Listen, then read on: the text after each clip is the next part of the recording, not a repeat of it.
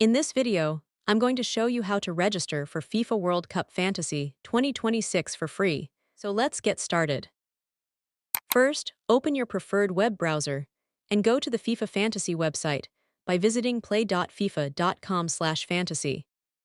Once the page loads, tap on the profile icon in the top right corner of the screen. You will now see options to sign in or sign up. Since you're creating a new account, tap on Sign Up. Next, fill in the required information, including your first name, email address, gender, date of birth, country of residence, and preferred communication language. After entering all the details, tap Continue. On the next page, create a password for your account and confirm it by entering it again. You can then choose your communication preferences if you'd like, and make sure to agree to FIFA's terms and conditions.